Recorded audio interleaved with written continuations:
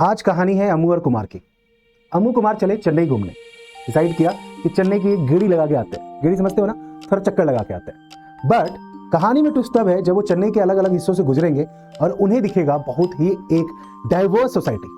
आइए चलिए मैं आपको अमू और कुमार के साथ ले चलता हूँ चेन्नई के सफर में और आपको दर्शन कराता हूँ उन अलग अलग सोसाइटीज की, और फिर हम समझते हैं कि क्या ये बिल्कुल सही है इतना डिफरेंस होना सोसाइटी के अंदर। ये सवाल मैं आप पे छोड़ता हूं और इसका जवाब आप लास्ट में आफ्टर दिस सेशन देना, ठीक है। सबसे पहले बात करते हैं पहली कहानी की, ठीक है। जैसे ही सफर की शुरुआत होती है, अम्मू और कुमार जिस बस में है वो बस मूव करती है एक लग्जरी इलाके से। चेन्नई का एक लग्जरी इलाका है, बहुत ही ऊंची ऊंची बिल्डिंग्स हैं, सुंदर गार्डन्स हैं, अच्छे पार्क हैं, और वहां उन्हें देखने को मिलता है कि कुछ लोग पानी से अपनी गाड़ियां धो रहे हैं। ये है चेन्नई का अन्ना नगर, और ये जो घर आपको दिख रहा है ये घर है रामा गोपाल का, ठीक है। अब इस फोटो को जब बच्चों ध्यान से देखो, यहाँ पे आपको दिख रहा होगा कि किस तरीके से ये रामा गोपाल जी खड़े हैं और उनके जो ड्राइवर है ये किस तरीके से गाड़ी की सफाई कर रहे हैं। अब यहाँ पे रामा गोपाल जी जिस एरिया में रहते हैं, रामा गोपाल जी अन्ना नगर चेन्नई के एरिया में रहते हैं, काफी लाव लश्कर वाला बंगला है उनका, गार्डन्स है, बहुत सुंदर सुंदर चीजें हैं।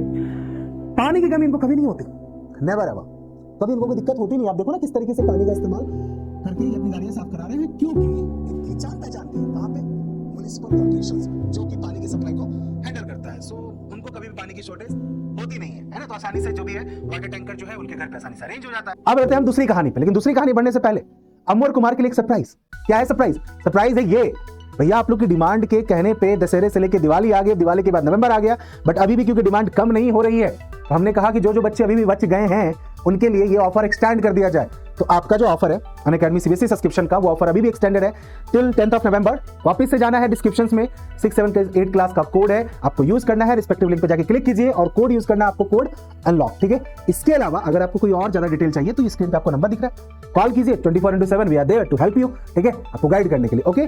बाकी मैंने कहा कि आप ऐप डाउनलोड कर सकते हैं, उसका लिंक भी डिस्क्रिप्शन में है, वहां पे जाके आप स्पेशल क्लास का मजा ले सकते हैं और आप समझ सकते हैं कि why it is important to buy your subscriptions, ठीक है। अब आते हैं वापस कहानी पे।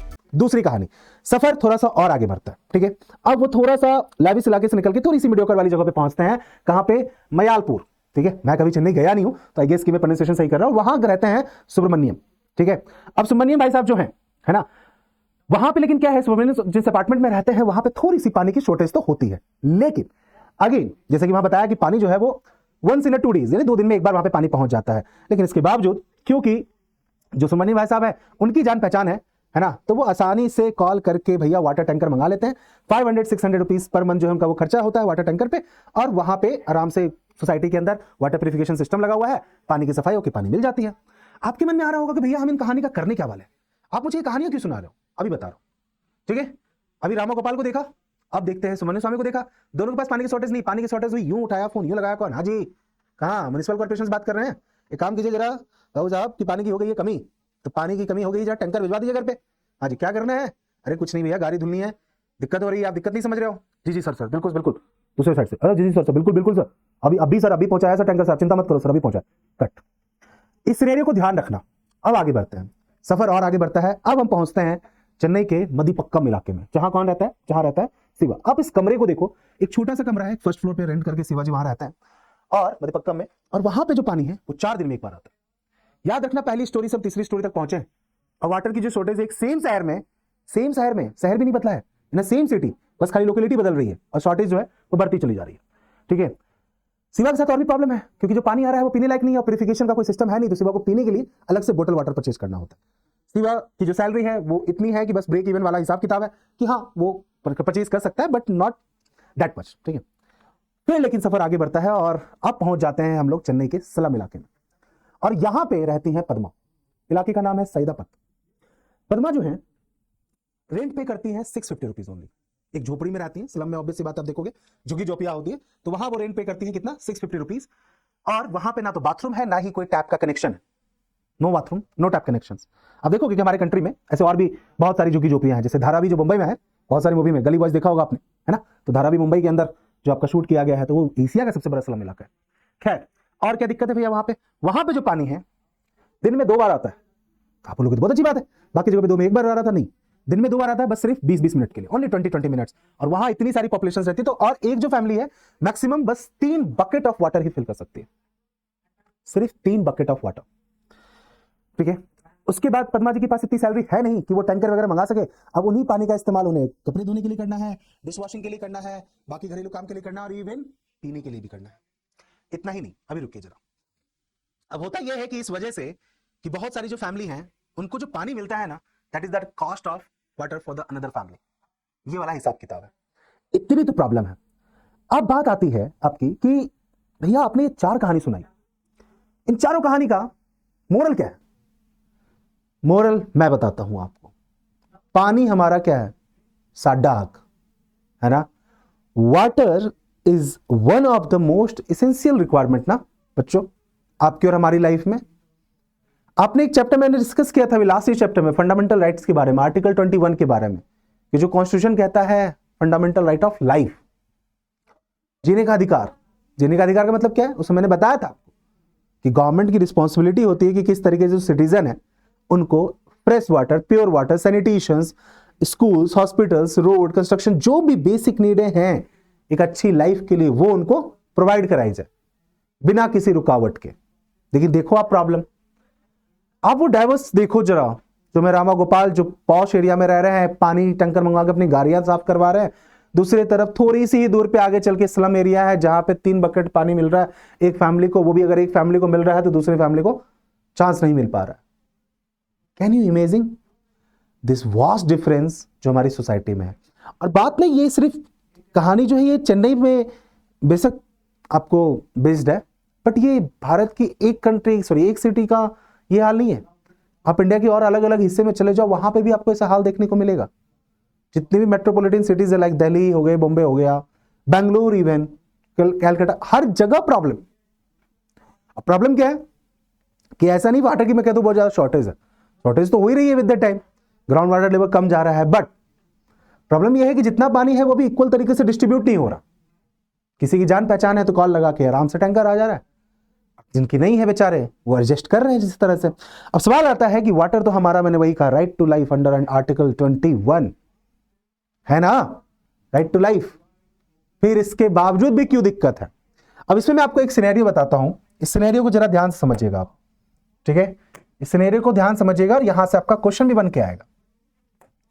ओके, सिनेरियो क्या देखो। अब होता क्या है कि कई बार फंडामेंटल जो राइट्स है ना, लोग अपने हक के लिए लड़ जाते हैं। मैंने इसलिए कहा पानी हमारा साडा हक है। भैया साडा हक तिरक है ना, सुना होगा गाना आप लोगों ने रॉकस्टार मूवी का। और ऐसे नहीं मिलता, हक की लड़ाई लड़नी होती है। जैसे कि एक एग्जांपल है आपका 2007 का आंध्र प्रदेश हाईकोर्ट का एक डिसीजन है कि एक गांव है आपका वहां पे महबूब नगर, ठीक है? तो वहां के विलेजर ने क्या किया, वहां के गांव लोगों ने एक केमिकल कंपनी के ऊपर केस किया कि भैया वो केमिकल कंपनी है, वो फैक्ट्री अपना सेटअप कर रखी है गांव के किनारे, और वो जितना भी टॉक्सिक एलिमेंट्स होता है वो रिलीज करती है जो गांव के बगल से पानी जा रहा है वहां पे, जिसकी वजह से हमारा पानी का जो स्रोत है, जो सोर्सेज ऑफ वाटर है, वो बर्बाद हो रहा है और हम वो खराब पानी यूज कर रहे हैं। तो जो आंध्र प्रदेश हाईकोर्ट है उन्होंने डिसीजन लिया, टेक्सटाइल कंपनी थी तो वो डिस्चार्ज कर रही थी आपको पॉइजनस केमिकल्स वगैरह, ठीक है? तो बहुत अच्छा डिसीजन देखो जरा, क्योंकि उस पानी का इस्तेमाल लोग वहां पे इरिगेशन के लिए कर रहे हैं, ड्रिंकिंग के लिए कर रहे हैं। तो क्या किया सुप्रीम कोर्ट, वहां के हाईकोर्ट ने, आंध्र प्रदेश हाईकोर्ट ने डिसीजन लेके भैया ऐसा है, कंपनी पे फाइन लगाया।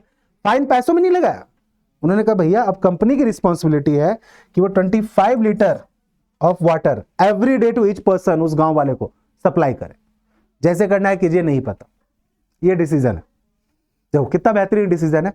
लेकिन बात वही है, क्योंकि ये इसलिए पॉसिबल हो पाया क्योंकि इस गांव में रहने वाले लोगों को अपने फंडामेंटल राइट ऑफ लाइफ के बारे में पता था, इसीलिए वो ये एक्शन ले पाए उस कंपनी के ऊपर। मैंने इसीलिए बोला कि जब ये चैप्टर हम पढ़ते हैं ना बच्चे, जब हम सिविक्स पॉलिटिकल साइंस चैप्टर पढ़ रहे हैं, अभी आप क्लास 8 में हो, लेकिन मैंने कहा कि मेरा मोटिव ये होता है कि जब आप ये चैप्टर पढ़ो ना तो एक्चुअली में आप समझो the power of our Indian constitution. बहुत जरूरी है, इसको सिर्फ ऐसे ऊपर ऊपर पढ़ के निकल जाना और क्वेश्चन आंसर्स करना इज नॉट सफिशिएंट। ये समझना, क्योंकि हो सकता है कि आपको जरूरत ना हो, लेकिन कल को घर के आसपास आपके कोई ऐसे लोग हैं जिनको, जो इतने पढ़े लिखे नहीं है और जिनको इस तरह की प्रॉब्लम अगर फेस हो रही है, तो आप उनकी मदद कर सको, उनकी हेल्प कर सको कि नहीं भैया ये तो आपका अधिकार है, फंडामेंटल राइट है, government is responsible for all this, ठीक है? ओके, तो भैया बात ऐसी है कि ठीक है, अब आपको समझ में आ गया। अब बात आते हैं कि जो मैंने बात करी पानी की सप्लाई की, तो this all thing comes in the under the public facilities. अब एक सवाल आ जाता है क्या कि पब्लिक फैसिलिटी में होता क्या क्या? आपको दिख रहा होगा बहुत आसानी से। पब्लिक फैसिलिटी यानी वैसी फैसिलिटी जो कि बनी है जनता के लिए, जनता ही उसको इस्तेमाल करेगी और इसकी रिस्पॉन्सिबिलिटी किसकी है? गवर्नमेंट की। अब बेसिक फैसिलिटी की अगर मैं बात करूं पब्लिक फैसिलिटी में, जैसे कि हमारा इलेक्ट्रिसिटी आ जाएगा, हमारा हॉस्पिटल होना चाहिए, हमारा स्कूल्स होना चाहिए, सैनिटेशन होना चाहिए, पब्लिक ट्रांसपोर्ट होना चाहिए। This are all the public facility. तो आप देखते हो ये सारी चीजें आपको दिखाई देती होगी, है ना। इलेक्ट्रिक सप्लाई गवर्नमेंट से आ रही है, गवर्नमेंट स्कूल्स है, गवर्नमेंट हॉस्पिटल्स है, ठीक है, सैनिटेशन है ना, स्वच्छ भारत अभियान, आपका हर घर शौचालय, ठीक है, बहुत सारी चीजें, हर घर जल भी है आपका। उसके बाद देखो पब्लिक ट्रांसपोर्ट में आप देखोगे तो बसेस भी चलती हैं स्टेट गवर्नमेंट की, रेलवे तो है ही हमारा इंडियन गवर्नमेंट का। पब्लिक फैसिलिटी जो है बेसिकली, अब आपको इस बात को समझना होगा कि ये सारी चीजें तो प्राइवेट कंपनी भी, आप और मैं अगर पैसे हो जाए तो हम भी जाके हॉस्पिटल्स एंड स्कूल सेटअप कर सकते हैं। बट बात ये है कि ये पब्लिक फैसिलिटी में जितनी चीजें हैं ना, this are the basic needs now, from the electric supply to the public transport, ठीक है। और गवर्नमेंट की रिस्पॉन्सिबिलिटी है कि जो उनके सिटीजन्स हैं उनको ये पब्लिक फैसिलिटी प्रॉपर एक बजट में आप कह लो, ठीक है, with in the that amount की जो कि वो कैपेबल है पे करने के लिए, उसमें ये इनको मिल सके, ठीक है। इसीलिए, लेकिन बात यह है कि सिर्फ फैसिलिटी बना देने से नहीं होगा, उस फैसिलिटी को प्रॉपर रखना भी जरूरी है। सिर्फ हॉस्पिटल सेटअप करने से नहीं होगा, वो गवर्नमेंट हॉस्पिटल कितने सही तरीके से प्रॉपर फंक्शनिंग कर रहे हैं, क्या वहां पे हर तरह की बीमारी का इलाज हो जा रहा है, क्या डॉक्टर वहां टाइम पे पहुंच रहे हैं, क्या मेडिसिन वहां पे प्रॉपर तरीके से मिल रही है कि नहीं। Similarly goes with the government schools. लेकिन बात यही है कि पहले हमें और आपको ये तो पता होना चाहिए कि ये सब भी हमारे फंडामेंटल राइट्स के अंदर आ रहा है, और इसमें से अगर कुछ भी चीज हमें सही तरीके से प्रोवाइड नहीं की जा रही है तो हम उस पर एक्शन ले सकते हैं, ठीक है। अब बात आती है कि भैया इसमें गवर्नमेंट का रोल क्या है। सबसे बड़ा रोल गवर्नमेंट का है।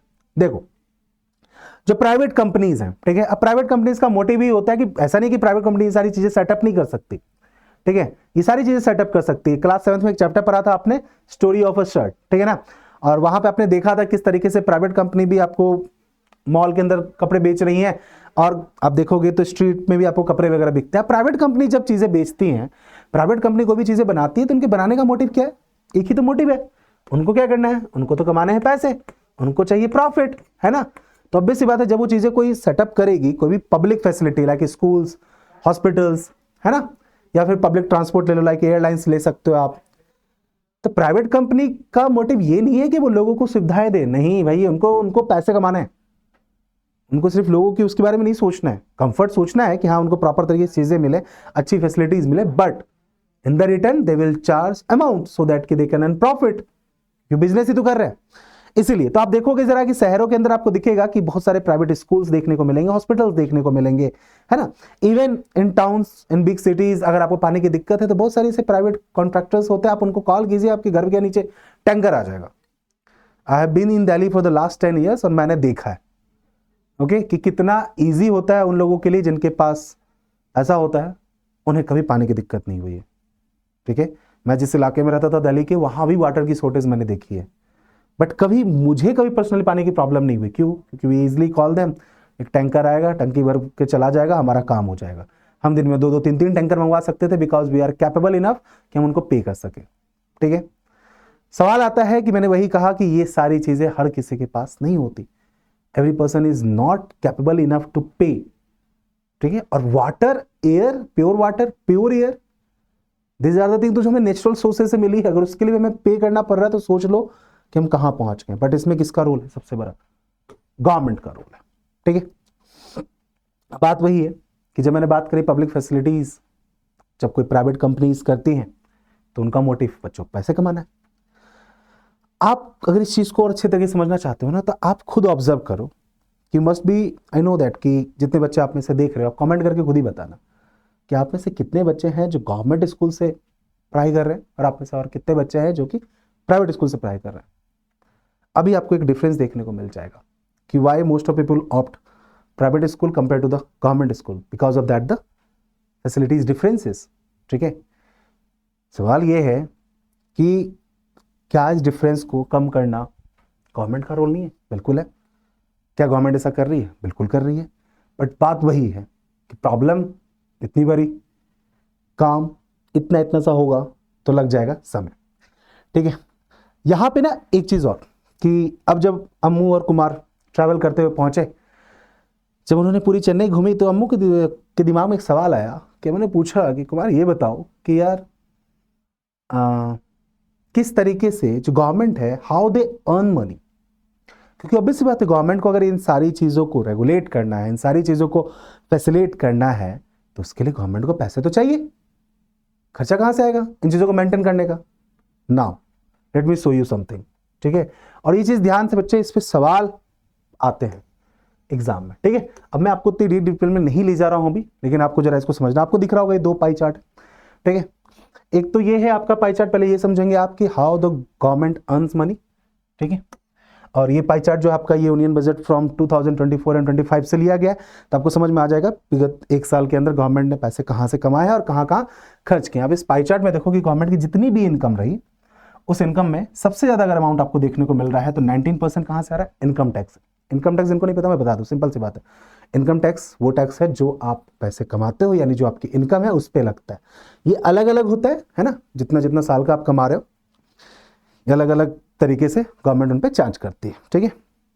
कुछ इनकम पे गवर्नमेंट कुछ भी चार्ज नहीं करती। If you earn less than 5 lakh rupees for example in a year, there is no income tax you have to pay to the government.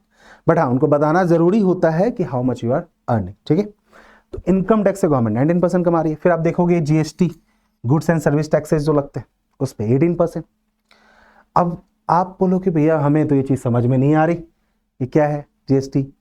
अब मैं बताता हूँ। जैसे फॉर एग्जाम्पल सपोज कि आपने जाके परचेज किया ये फोन, ठीक है ना। जब आप ये फोन परचेज करते हो ना, तो आप इसका अगर बिल देखोगे, नोटिस करोगे, तो आपको दिखेगा कि इस फोन की एक्चुअल प्राइस कितनी है, फिर उसके ऊपर गवर्नमेंट ने कितना टैक्स चार्जेस किया, ठीक है। अब आपके दिमाग में ये आ रहा होगा कि भैया इसमें मोस्टली जो है गवर्नमेंट की अर्निंग वो टैक्सेस है, जैसे कॉर्पोरेशन टैक्स 17%, यानी फॉर एग्जांपल गवर्नमेंट ने अगर 100 रुपये कमाए हैं उस साल में, तो 17 रुपये जो है यानी 17 रुपीज जो है वो कॉर्पोरेशन टैक्स से आ रहा है। कॉर्पोरेशन टैक्स का मतलब क्या कि वो टैक्सेस जो गवर्नमेंट किनसे चार्ज कर रही है? कॉर्पोरेट कंपनी से, जो प्राइवेट कंपनीज है उनसे पैसे लेती है, ठीक है। इसके अलावा नॉन टैक्स रेवेन्यूज हैं, नॉन टैक्स कैपिटल हैं, कस्टम्स वगैरह से बाहर से सामान लेके आते हो, है ना। आईफोन मंगवा लिया किसी भाई से, दुबई से, यूएसए से, कनाडा से, गवर्नमेंट वहां पे 4% लेती है, ठीक है। तो अब कहने का मतलब ये है कि देखो, ऑब्वियस सी बात है, गवर्नमेंट को अगर हमारे लिए काम करना है तो गवर्नमेंट के पास पॉकेट में थोड़ी पैसे लेके घूम रहे हैं लीडर्स। वो तो हमसे ही टैक्स कलेक्ट करेंगे, फिर उन पैसों का इस्तेमाल करेंगे वो हमारे डेवलपमेंट में। अब देखो जितना पैसा यहां कलेक्ट हुआ, गवर्नमेंट ने उसका यूज कैसे किया, ये देखो, ये पाई चार्ट आप देखो जरा कि गवर्नमेंट ने कहां कहां कितना ज्यादा खर्च किया है उन पैसों का। तो आपको देखने को मिलेगा कि जैसे सबसे एग्जांपल, फॉर एग्जांपल 20% तो गवर्नमेंट ने इंटरेस्ट की पेमेंट की है। आप बोलोगे गवर्नमेंट कौन सा इंटरेस्ट पेमेंट कर रही है? गवर्नमेंट भी लोन लेती है, गवर्नमेंट भी काम करने के लिए लोन्स लेती हैं, ठीक है, और उसका इंटरेस्ट पेमेंट किया। स्टेट का जो शेयर है टैक्स एंड ड्यूटीज का वो 20% रहा, ठीक है। देन फिर देखो आपकी जो गवर्नमेंट के आप मोस्टली देखोगे एक सबसे बड़ा खर्चा यहां भी आता है डिफेंस पे 8%, जो कि जरूरी है कंट्री की सेफ्टी के लिए। देन फिर गवर्नमेंट सब्सिडीज देती है, 6% उस पर खर्च हो गया, है ना। उज्ज्वला योजना है जैसे आपका, जिसपे गैस सिलेंडर पे सब्सिडीज है, फर्टिलाइजर पे, किसानों के लोन्स को माफ कर देना, बहुत सारी ऐसी गवर्नमेंट चीजें हैं जो कि गवर्नमेंट सोसाइटी के उन लोगों को लिए देती है जो लोग कैपेबल नहीं है, अफोर्ड नहीं कर पाते चीजों को लेकर, तो गवर्नमेंट उनको सब्सिडी देती है। सब्सिडी का मतलब बहुत सिंपल सी बात बताऊं, जैसे फॉर एग्जांपल कि कोई चीज अगर 100 रुपीज की मान लो, ठीक है, बट मैं और आप कैपेबल हैं उस 100 रुपीज को पे करने के लिए, तो हम 100 रुपीज में ही खरीदेंगे। बट कुछ लोग कैपेबल नहीं है उस चीज को परचेज करने के लिए, but that thing is very much important for every person.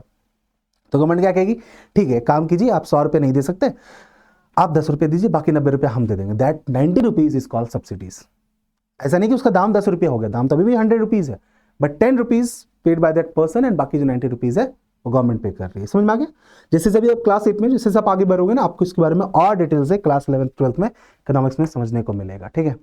अब बात आती है कि चेन्नई में जो पानी की प्रॉब्लम की मैंने बात की, क्या वो प्रॉब्लम सिर्फ चेन्नई में? मैंने कहा नहीं, ये प्रॉब्लम इंडिया क्या वर्ल्ड में भी बहुत जगहों पे प्रॉब्लम आपको शुरू होने लगी है, क्योंकि जो पानी है बेसिकली वो कहाँ से आ रहा है? या तो हम वाटर सोर्सेज है वहां से यूज कर रहे हैं, या जो हमारा ग्राउंड वाटर लेवल है वहां से हम इस्तेमाल कर रहे हैं। लेकिन हमने इतना ज्यादा इस्तेमाल कर लिया है कि भैया वो पानी जो है अंदर से वो क्या हो रहा है, खत्म होता जा रहा है। तो जो चेन्नई में आपको वाटर की प्रॉब्लम है, जो शॉर्टेज है ना, जो आप स्टार्टिंग ऑफ चैप्टर में देखी। अब बात ये आ रही है कि मैंने बताया कि इस प्रॉब्लम को सॉल्व करने का काम क्या है उस सिटीज के म्युनिसिपल कॉर्पोरेशंस का, कि भैया आपको इसका प्रॉब्लम सॉल्व करना चाहिए। म्युनिसिपल कॉर्पोरेशन काम भी करती है, बट प्रॉब्लम वही हो जाती है कि जो म्युनिसिपल कॉर्पोरेशन क्या हो जाती है, बायस्ड हो जाती है। आपको अनबायस्ड होकर काम करना है, आपको फेवर नहीं करना है। समझ रहे हो आप कि आप किसी एक पर्टिकुलर सोसाइटी के, एक पर्टिकुलर कम्युनिटी का आप फेवर कर रहे हो, एक रिच सोसाइटी है तो उनका आप फेवर कर रहे हो, क्यों?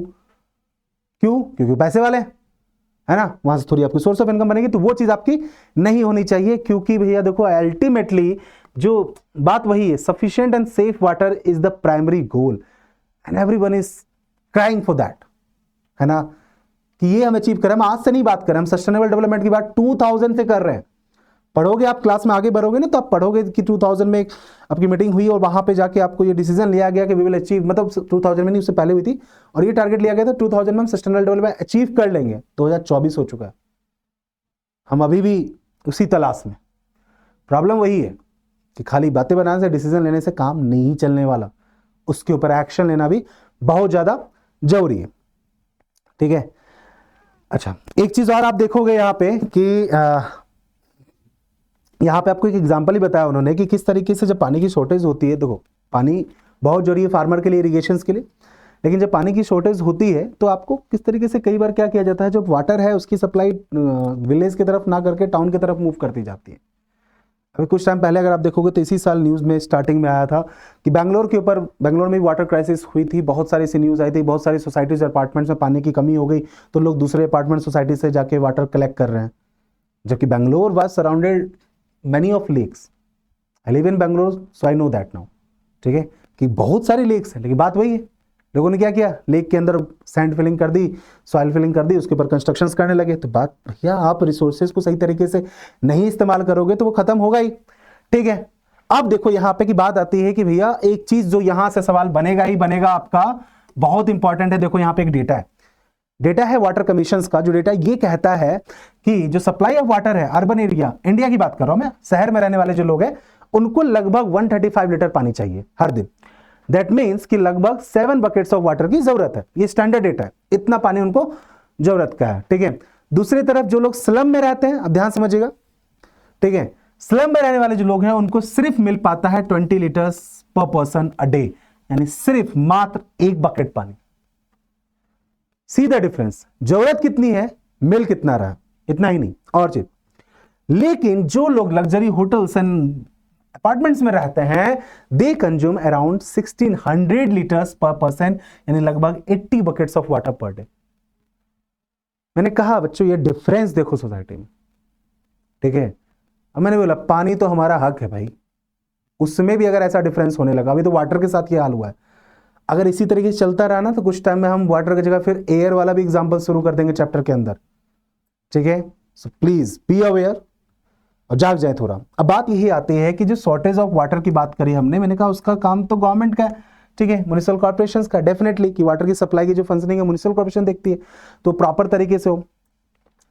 लेकिन आप देखोगे जरा यहाँ पे एक और एग्जांपल आता है आपका, बोलीविया का एक एग्जांपल आता है कि किस तरीके से, जब आप 10th में जाओगे ना तो आप एक पढ़ोगे पॉपुलर स्ट्रगल एंड मूवमेंट नाम का चैप्टर है, तो वहां पे आप पढ़ोगे बोलीविया के बारे में कि बोलीविया में क्या हुआ, इसी तरह की वाटर की शॉर्टेज हुई, तो वहां पे क्या किया, वहां पे ना प्राइवेट गवर्नमेंट ने ना प्राइवेट कंपनी को टेंडर दे दिया, कॉन्ट्रैक्ट दे दिया पानी सप्लाई करने का। वो प्राइवेट कंपनी क्या करने लगी, वाटर सप्लाई तो कर रही है बट वो बहुत ज्यादा चार्ज कर रही है। अब हर कोई कैपेबल नहीं है पानी परचेज करने के लिए, प्राइवेट कंपनी को प्रॉफिट कमाना है, तो वहां के लोगों ने भैया स्ट्राइक कर दी, हड़ताल कर दी, गवर्नमेंट को प्रेशर बनाया, गवर्नमेंट को वो कॉन्ट्रैक्ट प्राइवेट कंपनी से वापस लेना पड़ा और वाटर को फिर से फ्री करना पड़ा। तो बात वही है कि हमारा जागरूक होना ना बहुत मैटर करता है, ठीक है। बाकी गवर्नमेंट का आपका तो इंपॉर्टेंट रोल है ही इन सब डिसीजन में। बात आती है कि इस चैप्टर का कंक्लूजन क्या निकलता है भैया, कंक्लूजन यही है भैया कि जो पब्लिक फैसिलिटीज है ये बेसिक नीड है, और ये नीड सिर्फ हम नहीं कह रहे, ये हमारा कॉन्स्टिट्यूशन राइट टू लाइफ के अंदर भी कंसीडर कर रहा है। तो जब बेसिक नीड है और फंडामेंटल राइट्स के अंदर आ गई है, तो भैया वो चीज तो अच्छे तरीके से प्रोवाइड करानी चाहिए, ठीक है। अब आप देखोगे कि मैंने ये कहा, मैंने शुरुआत में भी कहा कि गवर्नमेंट के जो वर्किंग है, ऐसे नहीं गवर्नमेंट काम नहीं करती। जैसे आप देखो दिल्ली के अंदर गवर्नमेंट ने पब्लिक ट्रांसपोर्ट को इजी करने के लिए सीएनजी लेके आई गवर्नमेंट, बसेस फ्री है वहां पे, है ना। देन फिर आपका बसेस फ्री है for the ladies one. Then फिर आपका दिल्ली मेट्रो कॉर्पोरेशन बनी आपकी, बहुत ईजी हो गया। इसी तरीके से बाकी सिटीज के अंदर भी मेट्रो कंस्ट्रक्शन वगैरह हो रही है। क्यों? क्योंकि ट्रांसपोर्टेशन, एक तो ट्रैफिक वगैरह को भी थोड़ा कंजेस्ट करके इजी किया जाए, दूसरा आप लॉन्ग डिस्टेंस ट्रैवल अगर कर रहे हो एक शहर में, क्योंकि टाउन भी आजकल एक्सपैंड कर रहे हैं, है ना, तो भैया आपका जो ट्रांसपोर्टेशन कॉस्ट है वो कम बचे। तो ऐसा नहीं है कि government is not working in that direction, government is working in that direction. The problem is only that कि बिकॉज ऑफ फ्यू ऑफिशियल्स, मैं ये बात पिछले चैप्टर में भी कही थी मैंने, just because of few officials, कुछ ऑफिसर्स की वजह से जो अपना काम ईमानदारी से नहीं करते, तो ये प्रॉब्लम अराइज हो जाती है। और दूसरी प्रॉब्लम अराइज होती है आप और हमारी वजह से। हाँ, मैं आपको ही कह रहा हूं, ठीक है। क्यों? पानी की बर्बादी तो आप भी करते हो, ऐसा तो नहीं है। इलेक्ट्रिसिटी सप्लाई आप भी मिसयूज करते हो, ये तो गलत है कहना कि आपने और हमने ये गलती नहीं की है। तो एक काम करते हैं, देखो इस चैप्टर में चीजें तो समझ में आ गई ना, एक संकल्प लेते हैं, ठीक है। अब देखो मैंने कहा कि सब बातें जो होती है ना बड़ी फिलोसफिकल लगती है, हाँ भैया आए यूट्यूब पे आए और कह के निकल गए। नहीं भैया, अगर आपने, मैंने कहा कि अगर एक चैप्टर समझने के बाद अगर आपने अपने में एक छोटा सा भी चेंज करना शुरू कर दिया ना बच्चे, तो मैं सही बता रहा हूं आने वाले टाइम में आपको खुद में एक, क्या कहते हैं, मैं व्हाट इज दैट वर्ड, कि खुद में एक अच्छा सा फील होगा आपको खुद में एहसास होगा कि what good you have done, not for you only, for the society, for the welfare of the countries, ठीक है। कंट्री के लिए अच्छा करने के लिए बॉर्डर पे जाकर लड़ने की जरूरत नहीं होती है। हम कंट्री में डेली लाइफ में भी छोटी छोटी चीजें करके अपना कंट्रीब्यूशन कंट्री के लिए कर सकते हैं for the betterment of the country, ठीक है। चलो तो इसका कंक्लूजन यही रखते हैं, ओके। और मैंने कहा कि ये जो चीज मैंने आपको बताई फंडामेंटल राइट्स के बारे में, ड्यूटीज के बारे में, सो प्लीज इसको ध्यान में रखें। और कभी भी आपको सोसाइटी के आसपास कुछ भी ऐसा आपको होता हुआ दिखे ना, जिन लोगों को इस चीज की नॉलेज नहीं है और जिनको फंडामेंटल राइट ऑफ लाइफ वाली जो बेसिक नीड्स है वो फुलफिल नहीं हो रही है, गो एंड हेल्प देम, उनको गाइड कीजिए, बताइए उनको किस तरीके से उसका इस्तेमाल कर सकते हैं, ठीक है। बस तो ये था हमारा चैप्टर हमारा यहाँ पे खत्म हो गया। देखो मैंने पहले ही बोला था कि सोशल साइंस वाले चैप्टर्स जो है ना, ये बहुत कॉम्प्लिकेटेड तो लगते हैं आप लोग को आंसर राइटिंग के लिए, बट चैप्टर होता बहुत आसान है। इसीलिए मैंने एनसीईआरटी की सारी चीजें हाईलाइट करके एकदम स्टोरी फॉर्मेट में फट से बता दिया, है ना। अब यहां तक अगर आप वीडियो के हिस्से में पहुंच गए हो, दैट मीन्स कि आपको वीडियो अच्छा लगा है, तो लाइक तो करना बनता है, नए हो तो सब्सक्राइब करना बनता है, और उसके बाद ये स्कैन करके सीधा पहुंच जाओ टेलीग्राम चैनल पे।